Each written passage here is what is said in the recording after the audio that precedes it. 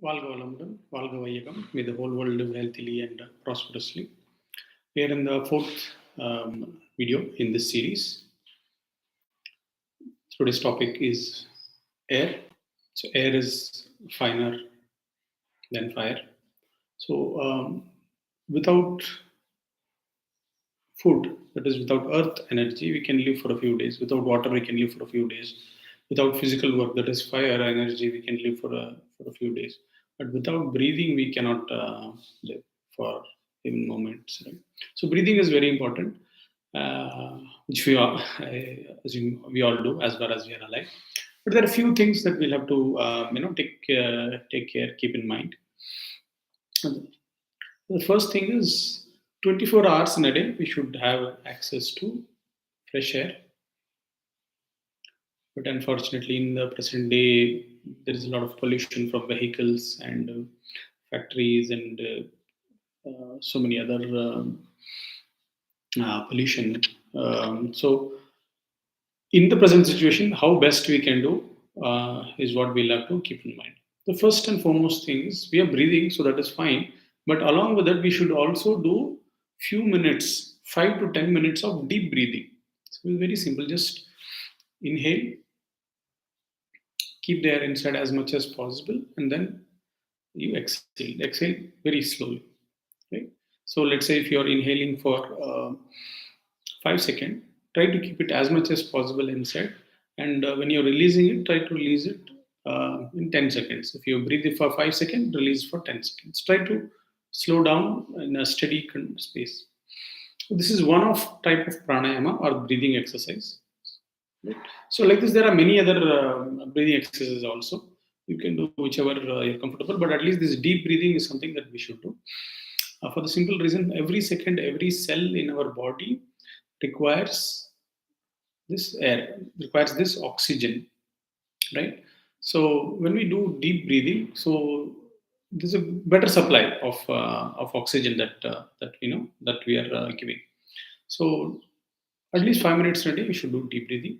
Point number one. Point number two, throughout the day, there should be a option for fresh air to come in to the room and the bad air to leave the room, like oxygen supply and carbon dioxide to release out. So if you see in the older houses, in your ancestral houses or old houses, you'll feel the roof, the ceiling is very high, yeah, compared to our modern, so-called modern day houses where the roof is very short and the air supply in that room is very limited. But in the old house, the ceiling is very high, and there is a chimney in top of the roof. I still remember our old place. So the roof was very high, and there's a top. There was a chimney. So what this allowed is the air we breathe out will be warmer, and the warmer air will rise above, and through the chimney it will exit,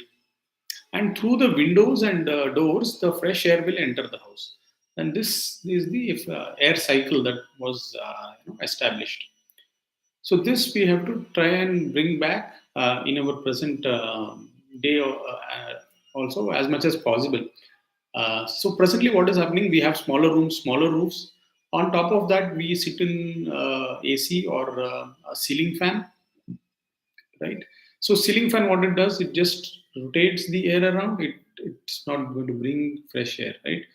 And AC also, the two modes of AC. One mode is to bring the air from outside, cool it, and make the room cool, right? Second is just cool the room inside.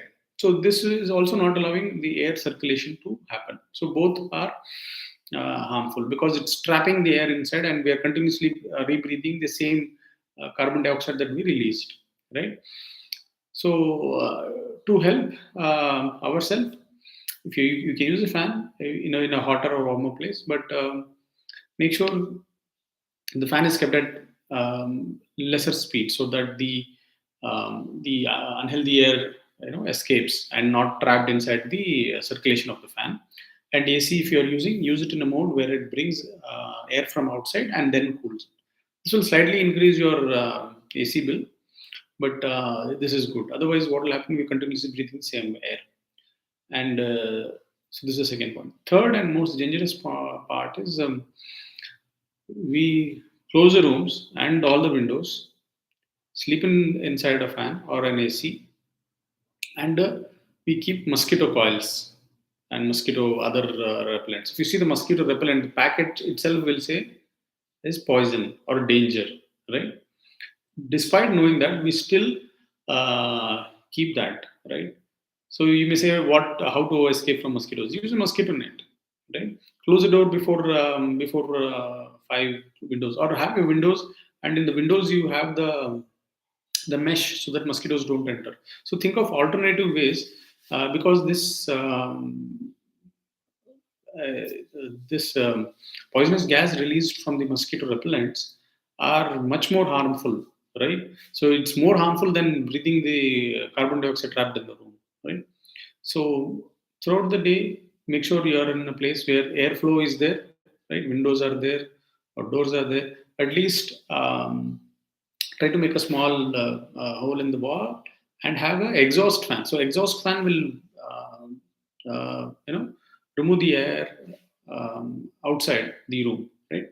So these are the few things that we need to keep in mind when it comes to deep breathe. First is deep breathing, right? At least 5 minutes in a day.